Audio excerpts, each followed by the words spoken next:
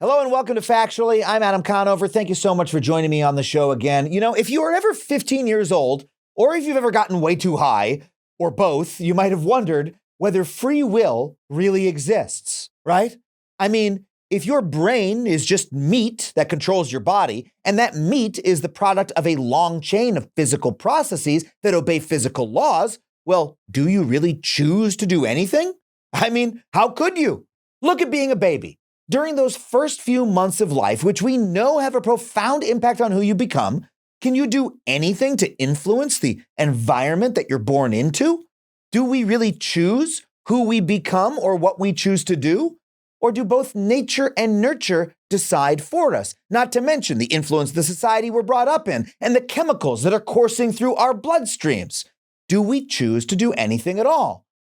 But at the same time, it definitely seems to us like we are making decisions about this or that constantly. And in fact, a huge amount of our society and our legal system is based around the idea that we do make choices. So if we were to abandon the notion of free will, well, what would that even entail? What would it mean to do so? Well, if you are into this line of thinking, I have good news for you. That is what today's episode is all about. Our guest today is not a philosopher, but he's a brilliant neuroscientist who has a new book out that goes deep into the argument for why we do not, I repeat, do not, in his view, have free will. You can agree or disagree with his conclusions, but I think you're going to be challenged and intrigued by where this conversation goes. But before we get into it, I just want to remind you that if you want to support this show, you can do so on Patreon. Just $5 a month gets you every episode of this show ad-free. Please go to patreon.com/Adam Conover to support the show if you choose or do not choose to do so. And if you love stand-up comedy, just want to remind you, I am on tour. Come see me in Portland, Maine, New York, Chicago, Atlanta, Boston, Nashville, Philadelphia. There's many more I'm sure I forgot. So head to adamconover.net for tickets and tour dates. I'd love to see you there. And now let's get to today's guest. His name is Robert Sapolsky, and he's a biologist and neuroscientist at Stanford. He's a MacArthur Genius Grant winner, and he's the author of a new book called Determined: A Science of Life Without Free Will. Now, I want to warn you that there's quite a bit of background noise in Robert's end of the conversation that we did not have control over, just like he argues we do not have control over our own actions. But you know what? I know you're going to love this conversation. So let's get to this interview with Robert Sapolsky. Robert, thank you so much for being on the show. Well, thanks for having me on. This should be fun. I think it's going to be really fun. You have a new book out. The topic is, as soon as I saw it, I knew we had to have you on the show. You argue that there is no such thing as free will, or that we don't have it. Tell me a little bit about your background and your work and how you came to that conclusion and what that means. Well, let's see. I'm a professorial type, and I sort of have divided my time between being a neuroscientist, studying neurons and genes and neurons and things of that sort, and a primatologist. Sort of for more than 30 years, I oscillated back and forth between my lab, Stanford, and studying wild baboons in a national park in East Africa. Wow. And sort of kind of understanding kind of what humans are about from these two very different perspectives. And I think just, actually, I'm about to lie and make this seem much cleaner. As a result of all that I've learned, I realized that there's no free will. I was 14 when I decided there's no free will whatsoever. And all that I've been doing since then is getting like stupid little factoids to back it up.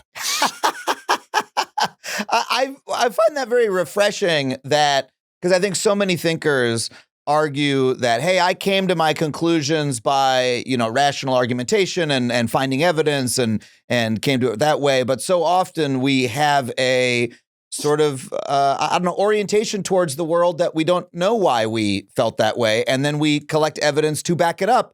And I don't think that necessarily makes it less valid. That's how human knowledge works a lot of ways. So I love that you fess up to it right at the top. Oh, okay. It was under this fierce interrogation that you broke me. Well, so, but I mean, you're a neuroscientist. You have studied the human brain, I assume, to a large degree. Free will is something that we all experience ourselves as having. or at least I certainly do. And so what does it mean to not have it? And what's some of the strongest evidence that you found that you feel we don't? Well, I think by now it just seems sort of self-evident to me when you kind of understand what makes us the people who we are. And it's just this cumulative array of things we had no control over. I mean, maybe the best place to start is to examine when people feel like they've got free will sort of most definitively. And we all have this, and we all have this sense of agency. You're making a decision. You're choosing, chocolate versus vanilla ice cream, or you're choosing whether to execute someone or not, or, one of those like choice type things. Yeah. And you make a choice, you form an intent. And at that point, our intuitions are very limited. All we want to know at that point, if we're going to feel like we're free agents, is, are we consciously aware we have the intent to do whatever? Do we have a pretty good sense of what the consequences are going to be? And most of all, do we know we don't have to do this? We've got alternatives. This is not coerced. We're acting as free agents, and this is what we do with our intent. And where I think the whole business of there being no free will comes in is once you recognize that's a ridiculous place to start, because that's like asking somebody to tell you how they feel about a book after all they've done is read the last 3 pages of the book. Because it's totally wrong to decide it begins and ends with the question of, did you form that intent? And what you're not asking is, where did that intent come from? How did you become the sort of person who would have that intent? And that's where all the stuff we had no control over whatsoever comes in, because you're asking what happened a second ago and an hour ago and a century ago and so on with your brain, environments, genes, hormones, culture, all of that made you the sort of person who would have that intent at that point. And when you take those pieces apart, there's not an inch anywhere there to shoehorn in a notion of free will. So what you're talking about is a certain form of physical determinism, right? That the name of your book is Determined. So I assume that you use that word quite a lot in the book. That our choices are determined by things that happened to us in the past. Can you? I assume you have some examples of this. Okay. Well, let's see. I'm looking at you in this beautiful multicolored screen and seeing your delightful sort of, I see that as a pseudo plaid shirt. Perhaps this is a salute to your Scottish ancestors or whatever. Not quite, but I appreciate the compliment. Okay, it meant that way. And I see some books in the background, and what goes into saying, so how did you become the sort of person who'd be sitting here doing this right now? The skills that went into it, the degree of like social extroversion that makes you capable of doing that, the fact that presumably those aren't real books and they're just like some green screen background, and you decided these are real books. Let's see you take one off the shelf. I'll take it off right now. These are books by past guests on the show. This is Kim Kelly's book, Fight Like Hell. And tell you what, if your publisher sends a copy of your book to us, it'll go on this shelf as well, because that's our little thing we do here, is we like to put the past guest books up. But that's neither here nor there. Okay, so how do you become the sort of person where those are the books that you've read? Those are the books you would want to let people know that you've read? Yeah. How did this wind up being who you are? And when dissecting it, like from the shirt you chose to the profession you chose to your values, to your intuitions, to your reflexes, all of that, like you had no control over it. Yeah. It's very true that you so much about who we become in terms of our identities and the choices we might make are determined by where we grew up, our genetics, all those sorts of things.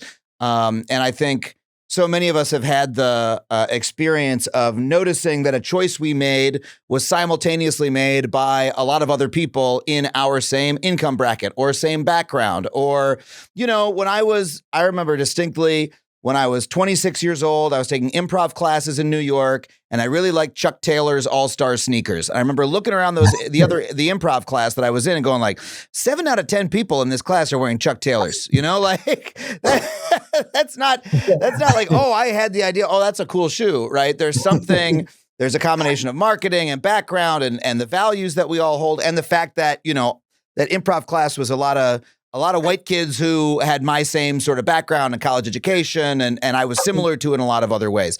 And so we've all had that experience of being less unique than we thought we were. Yep. And you knew for certain that the odds were very much against you doing that and being dressed that way if you had been born in the middle of like Mozambique instead. Yeah. Yeah. Oh, absolutely. None of this is by chance. But I think, though, again, and just talking about this phenomenologically, that's me using my bachelor's in philosophy to pull that word out. And I'm coming at you with this bachelor's, Robert, is you're tussling with a guy who has a BA from Bard College. All right. So a pretty serious liberal arts education, 4 years. I read half of Kant. Okay. So I read half of the Critique of Pure Reason. And I think I wrote a senior thesis on the mind body problem, and I got an A-. So that's what I'm coming at you with in this interview. I know, pretty serious stuff. Damn, I wish they had warned me. I wish I knew why I got A-, frankly. I don't know where it came. I worked pretty hard on that damn thing. But so phenomenologically, in terms of our lived experience, right, we have this feeling of, I can't decide what to do, or, should I go left or should I go right? Okay, I have to make a choice, in the same way that we have the experience of consciousness. We have, the experience of pain. It feels like a thing, right, to do it. And we know that our choices are influenced, right, by all of these factors. I don't think anybody would deny that.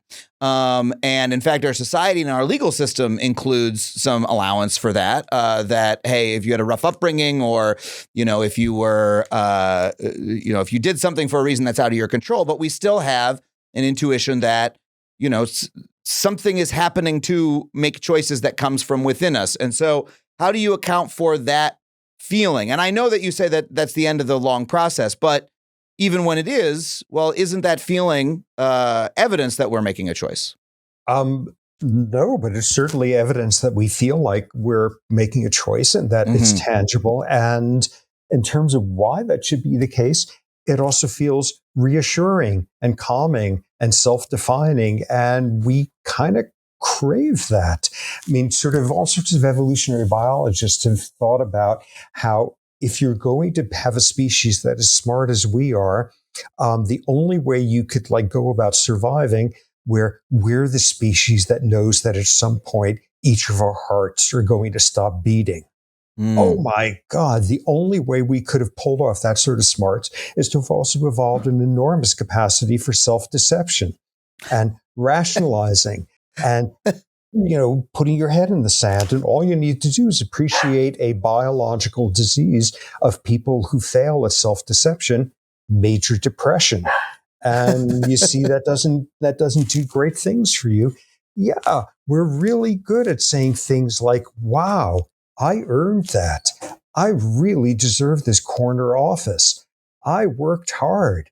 I got here. Yes. Our sense of entitlement is built around these distortions that we had anything to do with the good outcomes, and that they had anything to do with the bad outcomes, and that we're justified to slather, praise and blame all over the place when it makes no sense at all. Yeah. I completely agree with all the social arguments you make. What I'm trying to drill down into is like the moment that we make the smallest choices, right? I have a pen in my hand. I have a piece of paper, right? Am I going to write an X or an O on the piece of paper? I'll write an O, right? I made a choice to write an X or an O, right? Neurologically, what's happening in, what happens at that moment? And in what way is that choice determined? Okay, well, I think the best way to frame that is, some neurons and they stick you in a brain scanner, and there's some fairly predictable places that will have activated just before you made that decision, and, some boring places telling your finger to do this instead of that, but some pretty exciting places having to do with your values and your sense of yourself and decision, all of that. But what you're really asking is, okay, what made that brain do that just now? Mm-hmm. And Yes. it turns out that that's sort of a whole sort of hierarchy of questions. What was going on in your environment in the previous minutes that made you more or less likely to do something? And I don't know about X's and O's, but there's a huge literature showing that people's behaviors changed if they're tired, if they're hungry, if they're stressed, if they're sleep deprived, if they're in pain, and that will change the outcome. But you're also asking, well, what did your hormone levels this morning have to do with you making that decision? Because they will have influenced how readily you perceive a facial expression to be threatening, how quickly you make a decision, how good you are at gratification postponement.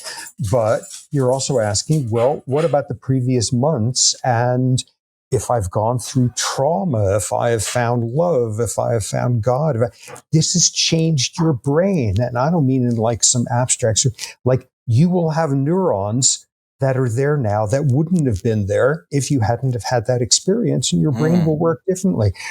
And then, adolescence and childhood and amazingly fetal life. Like what was going on when you made that incredibly free willish decision as to what womb you were going to spend 9 months in had an enormous amount to do with what sort of brain you wound up with. And from there, we're back to genes. And then even to something as bizarre as like what sort of culture were your ancestors inventing? Parentheses, what kind of ecosystems were they living in? Because that had something to do with it. How does this play out? Because like whether your ancestors 500 years ago were farmers or shepherds or hunter-gatherers or desert dwellers or will have influenced how your mother was mothering you within minutes of birth. And thus how you were wiring up your brain. And when you look at it, wow, why did I do what I just did? Either like drawing an O or an X or like voting for a libertarian or an anarchist or choosing vanilla or chocolate. It's all the outcome of everything from a second before to a million years before. And when you look at all those pieces, like a key thing is, this is not a punchline of, ooh, when you look at all these different disciplines collectively, they're all one discipline. If you talk about genes, you're talking about the evolution of them over millions of years. If you're talking about genes, you're talking about your childhood and the epigenetic regulation of those genes. If you're talking about genes, you're talking about the proteins they specified in your brain 20 minutes ago. It's all one continuous arc of biology interacting with environment. And when you look at how that works, there's no place in there in which you could shoehorn in the fairy dust that's required for invoking free will at that point. So it sounds like what you're talking about is like a very, very materialist, physicalist view of the mind, that, the mind is a physical object.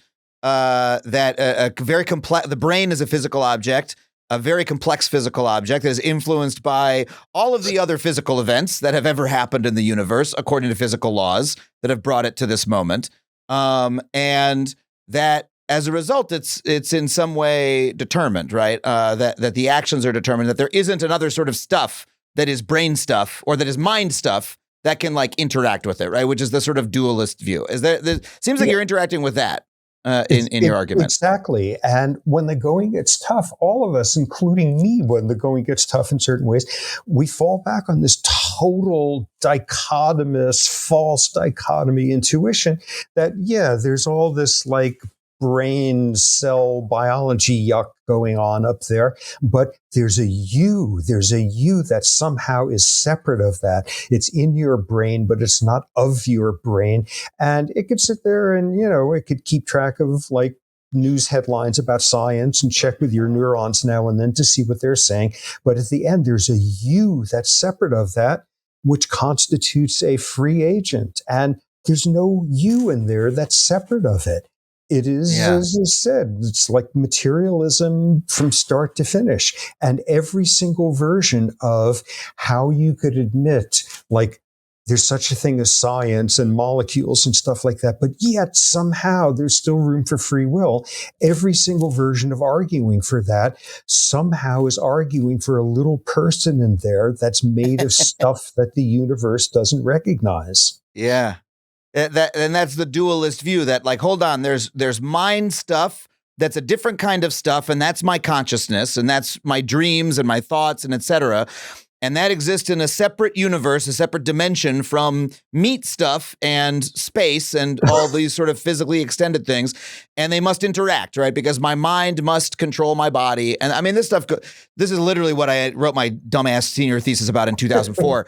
But this is, you're bringing me back to my college days here. These are fun things to think about. And many philosophers have argued about whether that's the case or whether the mind really is the body.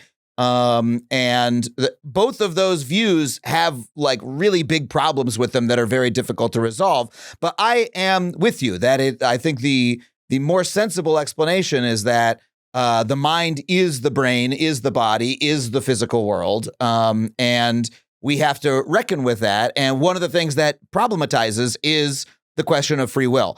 And so I guess I want to poke at you a little bit, but first I want to find out some of the consequences of your argument first. So what if we accept the argument that all of our actions are predetermined by our biography, by our genetics, by what happened to us earlier in the day, and literally just by physics, right? Just by which path the electrical impulses go down, right, in our brain.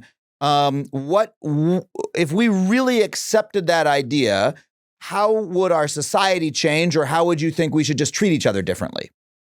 Well, the only possible conclusions are ones that put me utterly out on the lunatic fringe of this. I love it.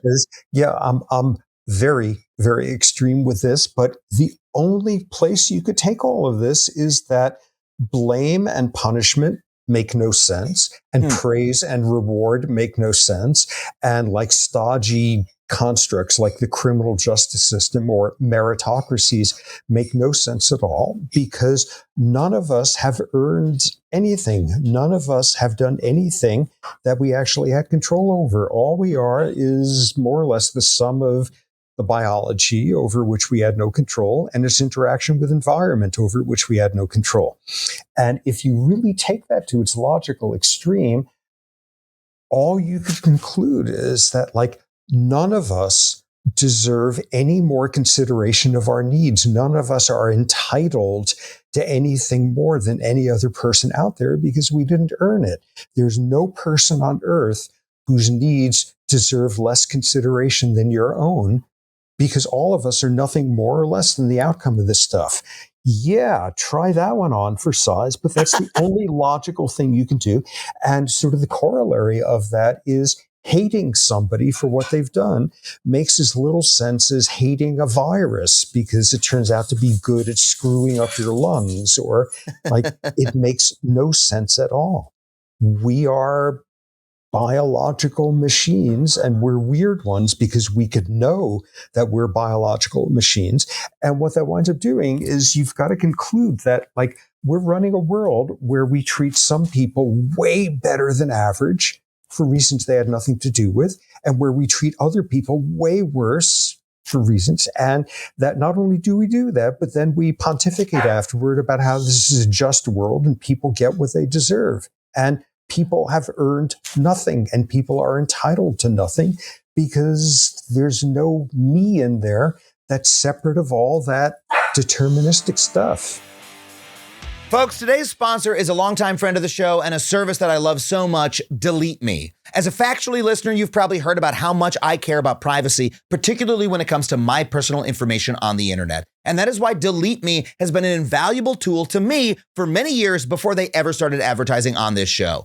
See, it's easier than ever for bad actors to trade your personal information online. These people are called data brokers, and they are selling and trading your name, phone number, and home address right now without you even knowing it. It can be nearly impossible to try to find and remove all this information yourself, but that is where Delete Me comes in. Delete Me's teams of experts will scan the far reaches of the internet to find and delete your personal data, and you'll get a detailed report of their findings in 7 days. Around 41% of Americans find themselves exposed to some form of online harassment. That could mean doxing, scams, and ID theft. These are things that can compromise your finances and potentially even ruin job opportunities. So, if you want to safeguard yourself and live with the peace of mind that experts are hunting down and removing your personal information every 3 months, then check out Delete Me. I can tell you myself from my personal experience that this works. They have taken down hundreds of instances of my name, address, email address, phone number, parents' names, parents' addresses from internet databases that were accessible by the public. That information is now gone. It is such a relief and peace of mind to know that that is the case. I cannot recommend this service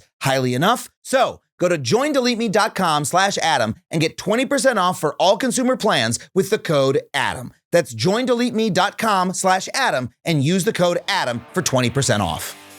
What an incredible thesis, and there's so many pieces of it that I want to pull apart. First of all, I kind of personally believe as a fundamental ethical principle that no one's needs are more important than anyone else's, despite what they may or may not have done. I think that for me, that's one way to express just human rights, right? That all people, regardless of action, are, due the same consideration to some degree. That said, yes, our society on a mass scale rewards some and punishes others, and often does so because of the choices that they make and or the choices that we believe them to have made. And sometimes there's a lot of us who believe that that is unfair, right? That a lot of people are punished for things that are outside of their control. But based on racism is a great example, right? Like, institutionalized racism that people are punished with having a worse life or are treated worse, despite the fact that, actually what's happening is they were born under worse conditions and have been treated worse their entire lives and had adverse outcomes as a result. And now we blame those adverse outcomes on them, right? That's being aware of racism is being aware of that dynamic and saying those people, we will not hold them responsible. We will instead try to change the conditions under which they live, right? However, even someone who has that commitment, as I do, might sit on a jury and end up in hearing an argument delivered by a prosecutor saying, despite all of that, this person's horrible, upbringing and all the bad things that happened to them, and they had fetal alcohol syndrome, and they had all these bad outcomes, they had all these bad conditions that led to who they are. At the same time, this person, at the very last moment, they had a choice. They could have done A or they could have done B. And they chose to do B. And here's an example of someone who had the exact same upbringing, but they chose to do A. And so in this case, we can sort of drill down to this person's action, and we have to make a decision on them based on that. You think we should not? You think even at that moment, we should not judge that person one way or another? We should say, that person's actions were still biologically determined by the electrical impulses inside of their brain. Absolutely. Because it's that same issue again. How did they become that sort of person who would make that decision at that point? And that they had no control over. The whole notion of, we could find exceptions to people who grew up in the same dire circumstances and they turned out to be Mother Teresa or whatever. What that's tapping into is sort of this a second great temptation to fall into free will belief. The first one, again, being, it feels so real when I decide to choose like Rocky Road over Cherry Garcia ice cream or whatever. It's so tangible in the moment. Where did that intent come from? The second one is when you look at the exceptions. And the exceptions just lead us into this like morass of free will belief. because, most people are reasonable. They're willing to admit that there's all sorts of stuff we had no control over. How tall we are, what our memory span is like, if we have perfect pitch, if our leg muscle makeup of twitch fibers make us a good sprinter or a marathoner or a good couch potato. All of us can accept that. And yeah, that's the stuff we were given. That's the stuff we were gifted or cursed with. That's the stuff, we had no control over. But what you do with those attributes, that's the realm where we're supposedly free. Do we show tenacity? Do we show gumption and backbone? Do we start off with every possible advantage and then squander it with self-indulgence? This is this false dichotomy that our biological attributes are stuff we had no control over, but what we do with it, that's the measure of us as individual agents with free will. And, being at a crossroads and making the right decision or making the dumbass impulsive one is made of the exact same biology as is your eye colors. It's made of this. It's a much more complicated, interesting type, but it's made of the same stuff. Okay, here's an example which should have people rioting at the barricades when they really think about it. By the time a kid is 5 years old, the socioeconomic status of their parents is a significant predictor of their stress hormone levels in their bloodstream. Yes. When nothing stressful is happening. Big surprise, the lower the SES of your parents, the higher the average stress hormone levels. What's one of the interesting things that those stress hormones are doing at that stage of life? They're impairing the development of one of the most interesting parts of your brain, the frontal cortex, which does impulse control and gratification postponement and long-term planning and emotional regulation. Mm-hmm. And what you see is by age 5, the socioeconomic status of the house you obviously chose to be born into already is influencing the thickness of your frontal cortex, its metabolic rate, how good it is at doing the harder thing when it's the right thing to do. Take a 5-year-old and say, wow, if you could sit here with this marshmallow in front of you for the next 3 minutes and resist eating it, we'll give you 2 marshmallows. And how long a kid can hold out is a function of how thick their frontal cortex is at that point. And that's already being shaped by what family you were born into, because that's going to have been determining the stress hormone levels you were having, which have a major role in how well your frontal cortex developed. By age 5, you're already screwed by that. There was a study published last year that makes this one look like nothing. This was using some neuroimaging techniques that are cutting edge, state of the art, where you can get some neuroimaging info from a fetus's brain while it's still inside mom. Wow. And what is that one showing? You can't get the resolution you can't get even on a newborn or whatever, but you look at a fetus and already the socioeconomic status of the mother is having an impact on brain size. You're not even born yet. And you can already be 3 steps behind in this race because of stuff that you had no control over. And unlike what some philosophers say, which is bad luck and good luck sort of even out over time, no, all society does is amplify what you're handed at that point. And a fetus, this is already happening. Your fetal environment can cause a 20-fold change in your likelihood of having adult onset diabetes by the time you're 60 years old. It can cause a 20-fold change in the likelihood of you having schizophrenia by age 20 or so. That's already happening in fetal life. All that's happening thereafter is just stuff that just reinforces it further. I completely first of all, it's a mind-blowing set of not statistics, but it's a mind-blowing piece of evidence that in support of your point, especially in terms of the social consequences of your point. And I feel entirely on the same page with you about that. I think those sort of social claims that you're making about how much of our behavior is truly biologically, socially, genetically determined is inarguable and extremely powerful to be presented with when we're thinking about how we judge other people. It's the sort of stronger philosophical claims you make that I want to keep picking at a little bit, because it occurs to me, you say that, well, we shouldn't be mad at other people for the choices that they make, or we shouldn't judge the other people for the choices that we make. But then I sit here and go, this is kind of a facile response to this, but well, if I get mad, that was also predetermined by all of my genetics and et cetera, right? The fact that we as a society and as a group of brains have come up with these systems of judgment based on what you might call the illusion of free will, that's also all determined. And so I might ask you, why write a book about it, Robert? Like, if you feel that we shouldn't get mad at that child, then why should you get mad at everybody else for making the judgment about the child, right? Or why should you try to influence their behavior at all? It's a little bit facile, but maybe it'll get us to an interesting point here.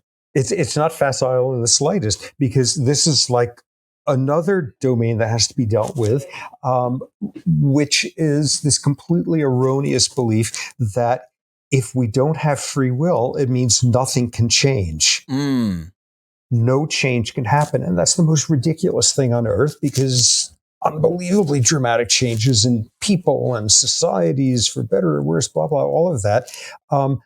But where the mistake comes in is the belief that we choose to change. We don't. We are changed by circumstance, and the way in which we are changed is a function of the sort of person we became going into experiencing that circumstance. You know, for example, like two people go into a movie and it's like some inspirational tearjerker about something or other, and one person comes out changed by the experience. They say, wow, that was so inspirational. Tomorrow I'm going to go volunteer in a soup kitchen for the homeless. And the second person comes out and says, oh my God, what a crappy, manipulative, like shitty screenplay. I can't believe the contempt they show for us, feeling like they could manipulate us with that. And I hated the cinematography, by the way. And I'm so offended the movie theater is like willing to show stuff like that. And I am changed now as a result of this. Tomorrow, I am going to go arson this theater. Whoa. I love this example. These are two very divergent outcomes. Very divergent outcomes. And you better know it was not by chance if 3 minutes before entering that movie, you had found out the entire history, genomes, cultural upbringing, and like tautness of underwear of that person that day. If you had all that information beforehand, you'd be able to know who was going to come out volunteering in the soup kitchen and who was going to come out making death threats against the cinematographer now. How did you wind up being the sort of person that's the way you would be changed by the circumstance? And it's exactly that case.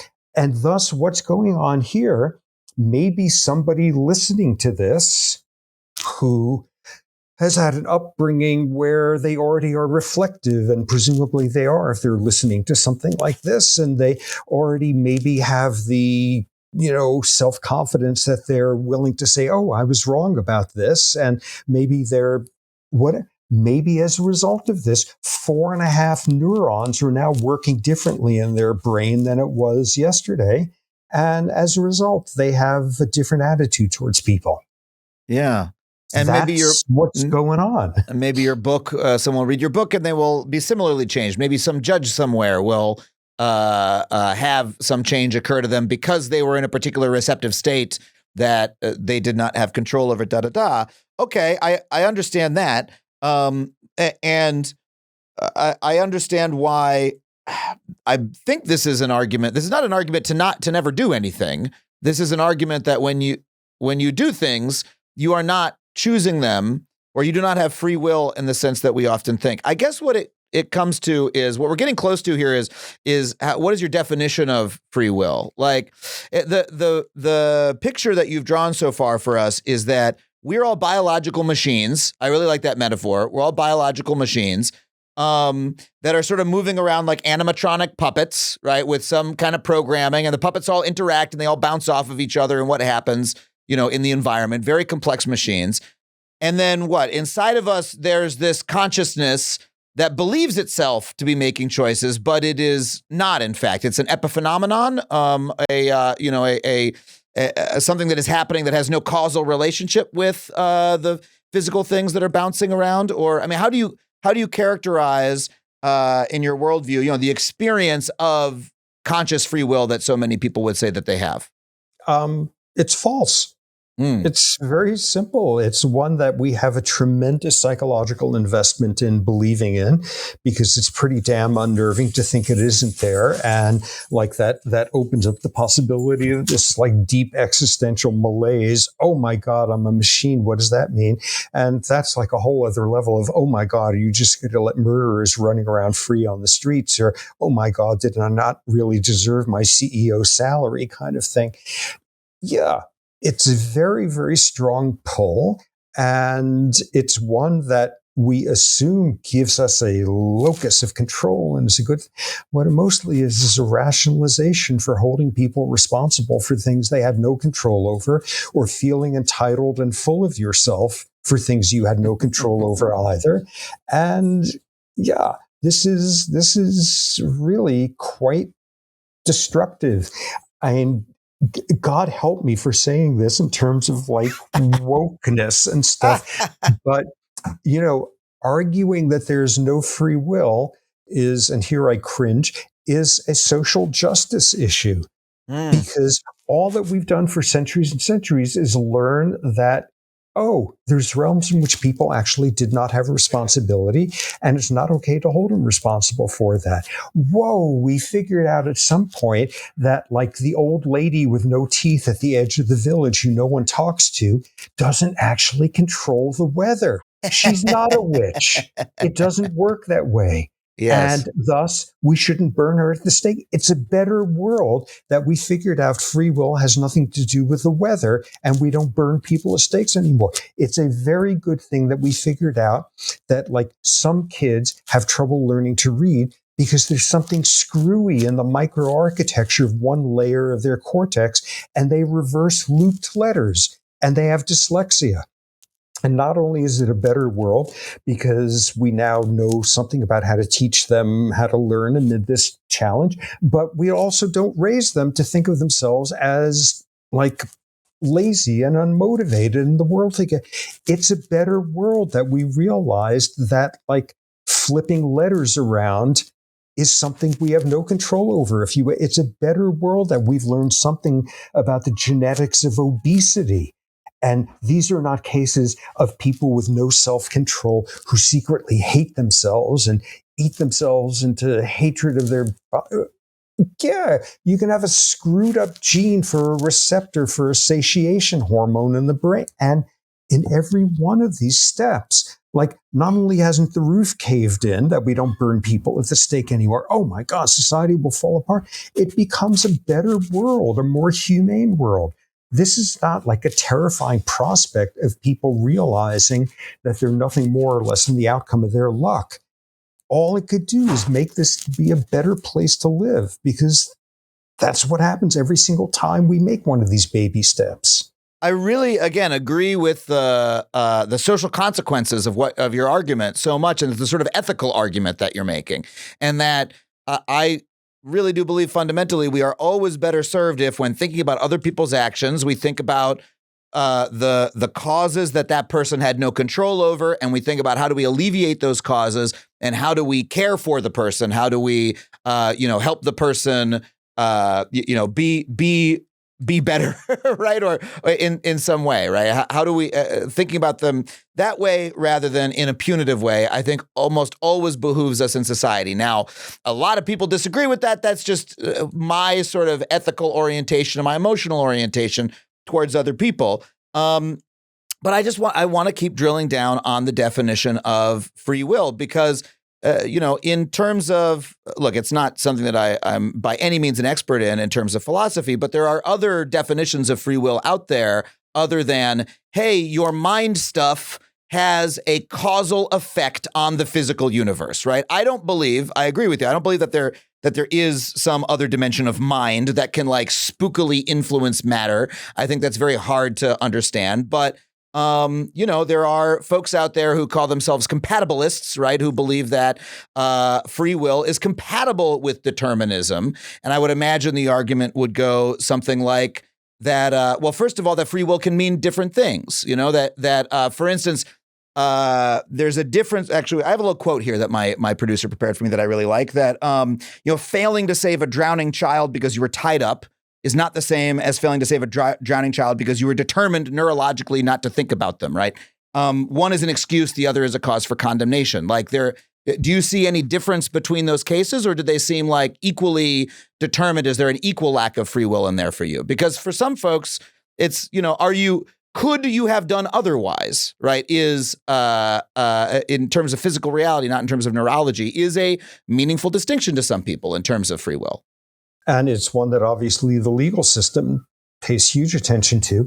And what we're getting at here is, kind of a nice, heartwarming NPR liberal agenda to all of this would be to have room for edge cases.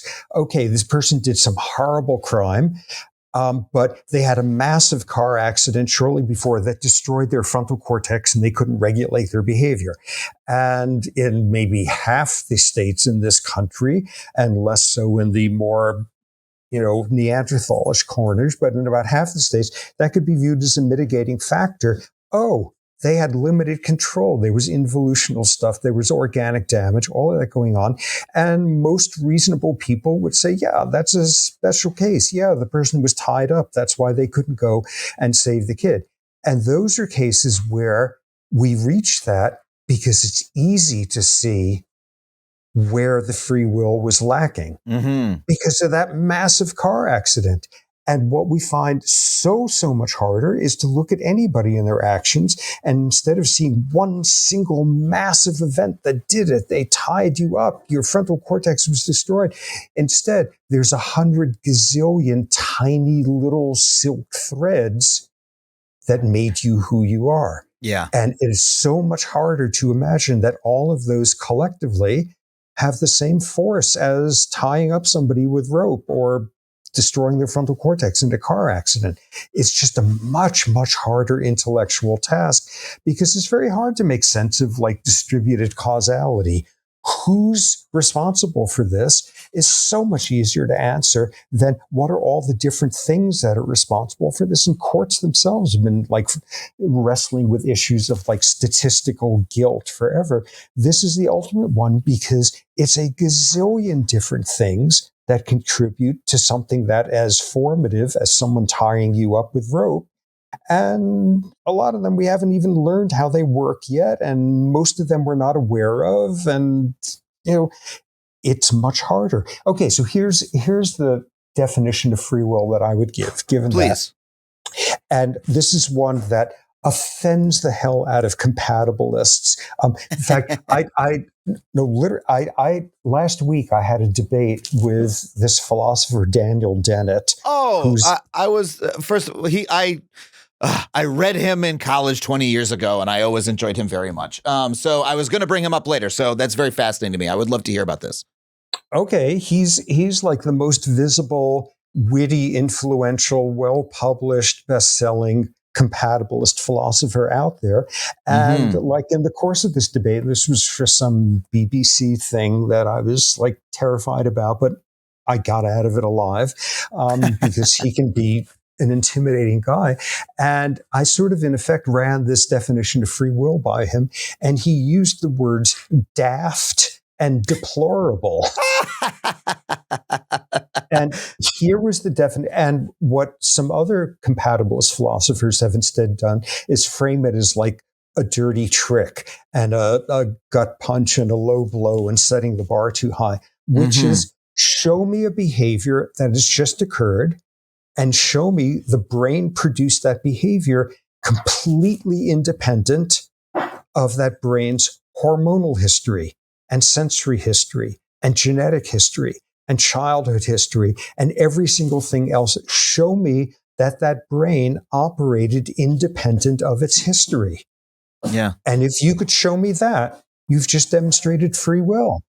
And it's not possible because that brain and us were nothing more or less than our history that brought us to that moment over which we had no control, blah, blah. History matters. And someone like Dennett who I was indirectly quoting before, saying, good luck and bad luck even out over time. And this is something he has written in a gazillion different articles and YouTube talks of his. And in his view, as such, you could ignore a person's history. All we are is our history. The past isn't past. The past is what has made us this at the moment. And thus the only definition of free will could be is show me a brain that was an uncaused cause, where you could have changed everything that happened from a second before to a million years before, and that brain would have done the same thing. It was acting freely. And you can't do that. Okay, this is so fascinating, and I'm so glad you talked to him. And I was going to represent what I thought he might say to some of your arguments based on my reading of his writing like 20 years ago. But you've spoken to him recently, so I won't actually frame it that way. Here's my response to you saying that, because I do think that is what you've proposed is like a defensible definition of free will. And it's one that's consistent and it leads to all of your conclusions. However, to me, it seems different than our folk understanding of free will. To me, our our daily understanding of free will is literally my personal experience of having made a choice. It's me having written the X and the O. And so that's what, I think when people click on this YouTube video or this podcast episode that's titled, free will doesn't exist, that's what they're looking to find out what you think about. Wait, you mean what I think I'm doing all the time doesn't exist? And so to me, I think a definition of free will that satisfies that, folk understanding and is still compatible with most of your argument is that what we experience as free will simply is the biologically determined brain going through the process that you're talking about of, eventually writing the X or the O. What I was really influenced by when I read Dennett, again, 20 years ago, is, and this is my dumb, summary of what I think I remember, right? But this is what stuck with me is what I was really fascinated by was the hard problem of consciousness. How is it the case that the mind, my experience, which doesn't seem like a physical thing at all, it seems like some sort of, it's a phenomenological world that I inhabit, how is that the same as a physical brain that I can observe from the outside, or that I can see someone take a photo of it and show it to me, or they can show me the scan of my brain and all the neurons firing. I'll look at that. That's nothing like my experience of being the brain. That's sort of the hard problem of consciousness. How are these two things one, right? And what I've basically come to accept is, I don't know, it just fucking is, man. Like conscious, like me being conscious, right? Is the brain existing. That's all it is. And I just have to fucking accept it, right? And we can, and I've talked to folks like, I've talked to philosophers who believe in a form of dualism, and I disagree with them. Like, no, the two things are just the same, and I know it seems incompatible to my human brain, but that is actually the case, right? I think Dennett has this example of like, any decision-making apparatus like a brain, you could say might be conscious in some way, right? That even an animal or a thermostat might be conscious in some way, in the same way that we are. We don't have access to what that consciousness is like, but if we accept that consciousness simply is the brain, then we have to accept that. And so my thesis would be, well, could free will, my experience of free will, not just be, hey, there is a moment in the brain where the neuron could go one way or the other, right? Where the brain is doing the final calculation of do I write the X or do I write the O? And that's what my experience of free will is. And it posed that way, I'm like, well, doesn't the problem sort of dissipate a little bit? It's a little bit softer of a claim than what you're. I don't know. What do you make of all of the nonsense I just said? I disagree completely. I love it. Tell me why. Because you allowed yourself to have a crutch in there with the word seems. It seems as if. It seems as, and what that is relying on is our intuitions that we just decided something that we could have done otherwise, that there is a me that was separate in there. And what people like Dennett are doing, when you really read closely between the lines, they're relying very heavily on saying intuitions are right.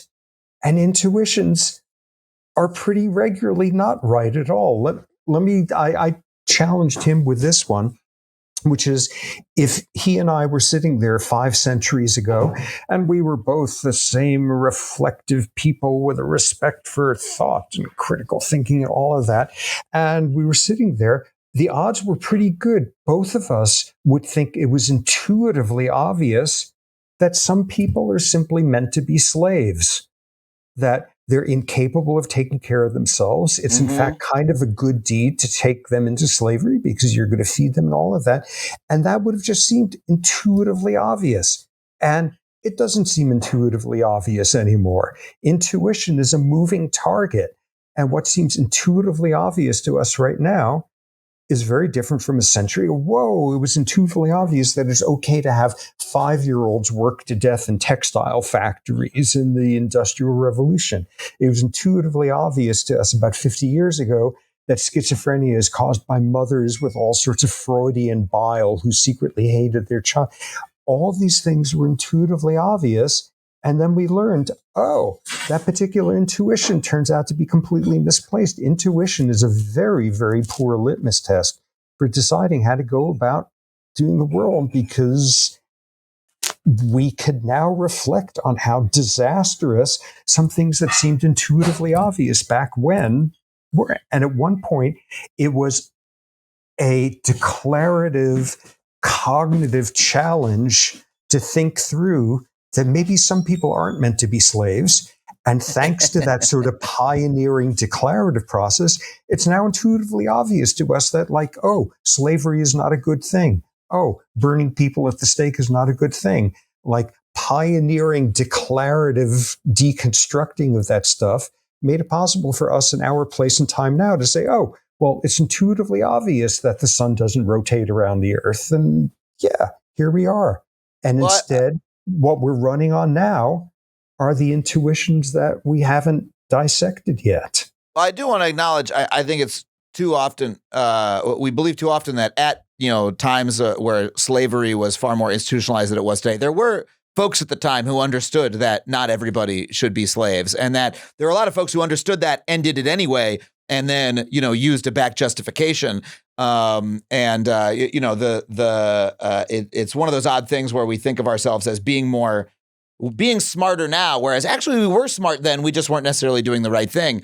But that's, sort of more discussion of slavery than of anything else.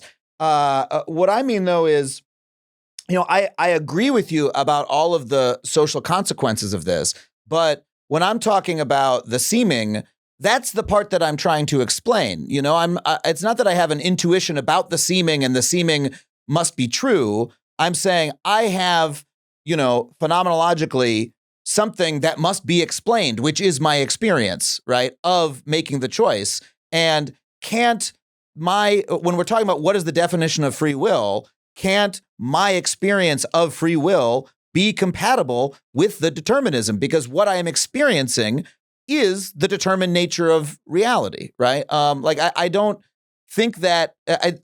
To me, I disagree with you less than you seem to think, perhaps, because it's if you define free will as strongly as you do, then I agree that the free will that as you define it does not exist. But I don't think I agree that that is what we always mean when we say free will. And it's not the version of free will that I'm necessarily most interested in. To me, it seems like the thing that you're grappling with is simply the hard problem of consciousness, made manifest, right? It's just part of the, there's a strange contradiction at the heart of materialism, right? If you believe that the only world that exists is the physical world, that world behaves according to physical laws, and the mental world doesn't really exist. It's you are simply experiencing being a physical object.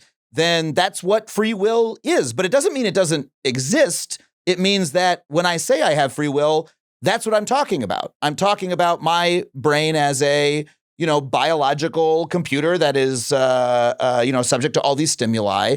But is still doing something that is different than other brains might do, given that circumstance. Does that make any sense, or are we talking past each other a little bit? No, no, I'm not going to let you get away with that because because I love it. that's not free will. That's your perception of free will in that moment. And that's an emergent property of like all this complexity that makes up our brains. 30-second parenthetic note. If there's anybody out there who's about to say, oh, the physical basis of the universe, what about quantum indeterminacy? That's where free will comes from. That makes no sense at all. And it doesn't work that way, close parentheses. But anyway, it's sort of back to, there's somebody out there who's listening to this right now who is saying, I am finding this to be very interesting and compelling. And I'm listening to this attentively because I value stuff like this. I'm a reflective sort of person. And that's why I'm taking this all in. And I've chosen to sort of focus in on this. And they would not be doing that if they had not introduced caffeine into their nervous system an hour ago. Yes. Yeah, we're biological machines. And like the challenge is we could know that and we can do self-deceptive things about it. And not only are we machines that generate feelings, but they can feel such real feelings that they feel as if they were real and are the products of something other than the machineness. But that's who we are. Yeah. I guess to really drill down my mild objection to your point, and I really, I'm out over my skis here. Again, I have a bachelor's, man. Okay, so please, thank you for even engaging in this argument with me, because I'm no Daniel Dennett, and I'm sure, I wouldn't want to debate him either. But to me, again, if I were to say to someone, "Hey, I'm conscious," how could that be the same thing as meat stuff, right? I wouldn't say, well, you're not conscious. Consciousness doesn't exist.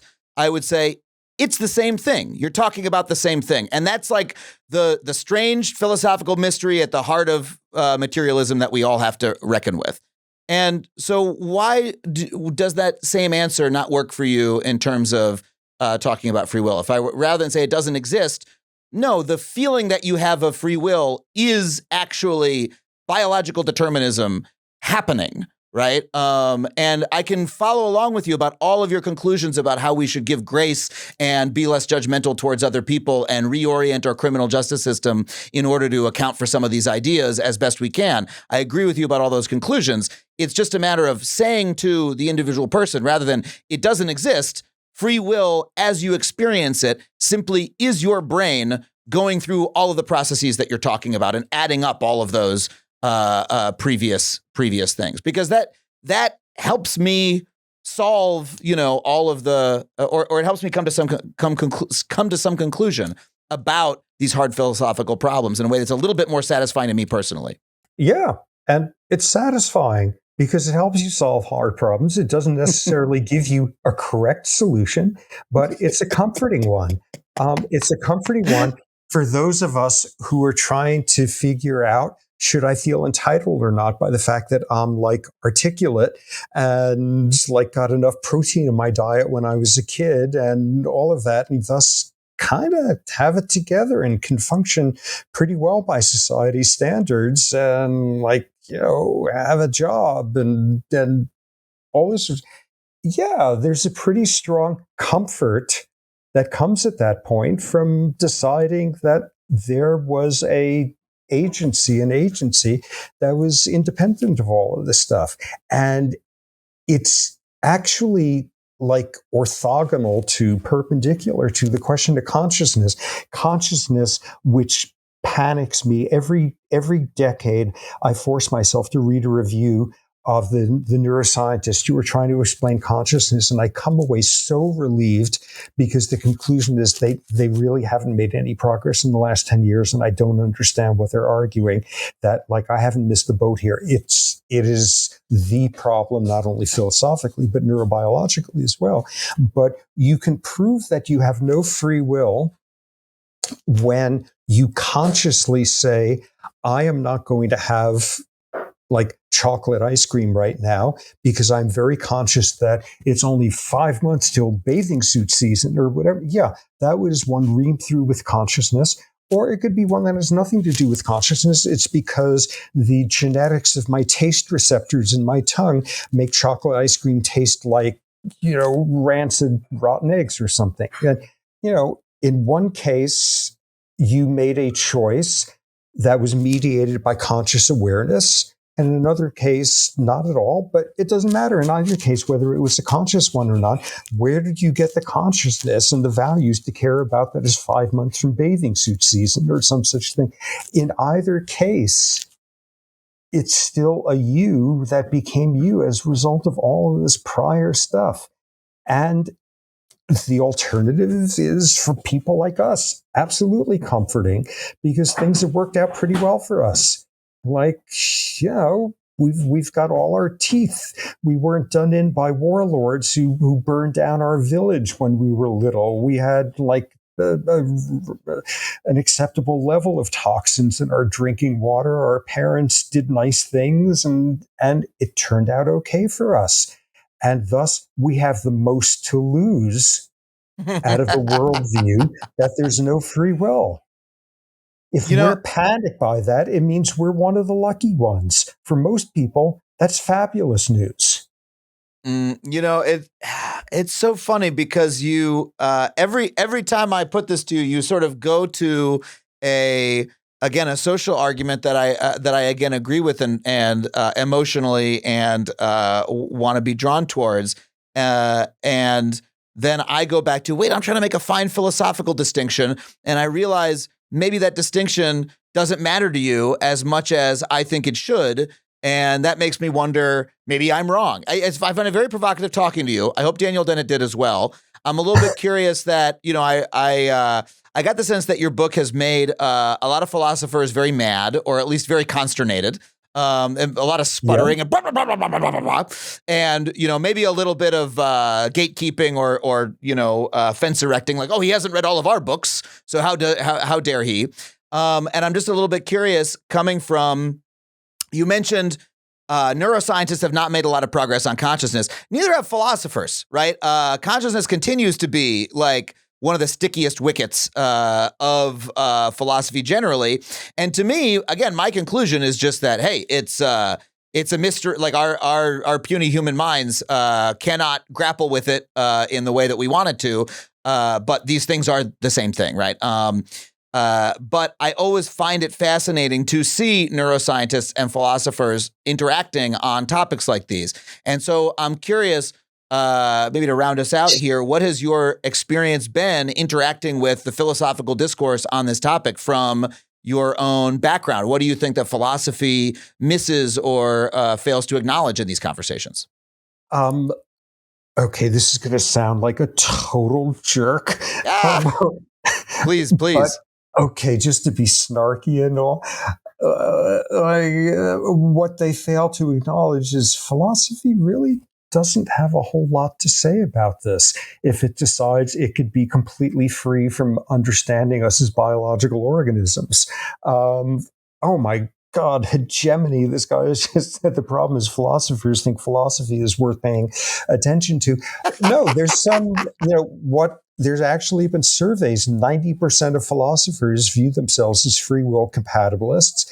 And there's a handful of philosophers out there, and they're really interesting people. And they're my diaper baby brothers at arms sort of thing, who are, in fact, there is no free will. They're philosophical incompatibilists. And the rest of philosophers hate them and despise them and are afraid of them. And I can, and they're in a vast minority. Philosophers are thinking about Hume. Philosophers are thinking about, are there problems that by definition are unknowable? And there's a philosopher, whatever the hell they're thinking about. But, look at what happens when you futz with brain chemistry and a person is not the same person anymore. And when you look at all those little silk threads that made us who we are at this moment, philosophy is great, but this is ultimately an issue of biology interacting with environment. Developmental psychologists have a hell of a lot to say about this. Philosophers, not so much. Well, and that is sort of the problem of philosophy is how much does it influence or interact with the world that we live in, and how much is it trying to, for instance, simply explain our experience of consciousness and free will in some way that is trying to find some internal consistency, whereas one might not exist, and the world will keep spinning. Whereas you're making the argument that we should actually treat each other differently as a result of your conclusions, which, again, although interestingly enough, we can't treat each other differently because we don't have free will. But hopefully they've been changed by listening to this. That's the whole point. Yeah. You go to a restaurant and you eat a meal, and just by chance you happen to spend the entire night throwing up. You're going to be changed by it. You're not going to want to eat that meal again. Yeah. And that's this primitive reptilian level on which we are changed by experience without having to invoke free will. And, it's just a fancier version of it here. So how do you hope that people will be changed by this conversation? If you could, just in their daily lives, right? Is there a basic way that we can, apart from reforming, the criminal justice system and et cetera, what is the daily takeaway for you? How do you live your life differently? Having this information is maybe a good way to phrase this. Well, maybe since you very rudely phrased it that way, 99% of the time I'm a flaming hypocrite because it's hard to function this way. I get pissed off at people if someone says, "Ooh, nice shirt you're wearing." I'll for a few seconds feel like I'm a better human than average and that I've somehow earned that compliment. It's really hard. Yeah. It's very hard. But again, it's not really hard at this point to accept that witches don't exist and that some people are not meant to be slaves. Whoa. We got brought up so that those ones are easy, but it's still really hard not to think someone who's just done something appalling, that there's some sort of virtue in punishment and retribution in and of itself that's separate of that. Or if you've just helped the old lady cross the street, that somehow you should feel good about. You should feel good about yourself if that makes you more likely to do it in the future, but not because that is an earned entity in and of itself. Yeah, this is incredibly hard. And all of my reflexes are ones of the person of my place and time, which is to have a very solid, comfortable reliance on a sense of free will. Yeah. Did your dogs have the option not to start barking extremely loudly just at that moment, or are they biologically determined as well? They're compatibilists and they wanted to drown me out. Robert, it's been so incredible talking to you. You're so provocative, and you're also making me resolve to have Daniel Dennett on the show sometime. Not just to argue with you, but because I find these topics so fascinating. I'm so grateful for you for coming on. The book is called Determined: A Science of Life Without Free Will. You can pick up a copy at our special bookshop, factuallypod.com/books, if you're listening. Robert, where else can people find you and find your work? Oh, I don't know. There's a bunch of YouTube lectures of mine that Stanford has posted.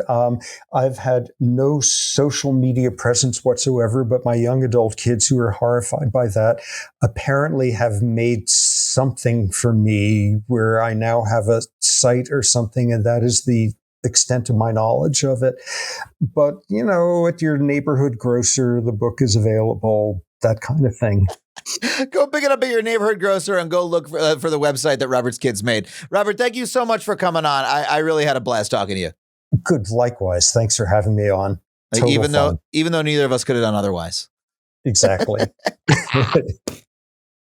Well, thank you once again to Robert for coming on the show. If you enjoyed that interview, and I know you did because you had no choice in the matter, pick up Robert's book at factuallypod.com/books. When you do so, you'll be supporting not just this show, but your local bookstore as well. If you want to support the show directly, please support us on Patreon. $5 a month gets you every episode of the show ad-free. For $15 a month, I will read your name at the end of the podcast and put it in the credits of every one of my video monologues. This week, I want to thank Sean Rubin, Robbie Wilson, Tracy Adams, Jason Lefebvre, Alex Babinski, Brennan Peterman, Ultrazar, Busy Bee, and Josh Davies. If you want to join them, head to patreon.com/Adam Conover. If you want to come see me live doing stand-up comedy in a city near you, Portland, Maine, Atlanta, Chicago, Nashville, New York, Philly, Boston, bunch of others, head to adamconover.net for tickets and tour dates. I want to thank my producers, Sam Roudman and Tony Wilson, everybody here at HeadGum for making this show possible. And I'll see you next week with a brand new episode of Factually. Thank you so much for being here.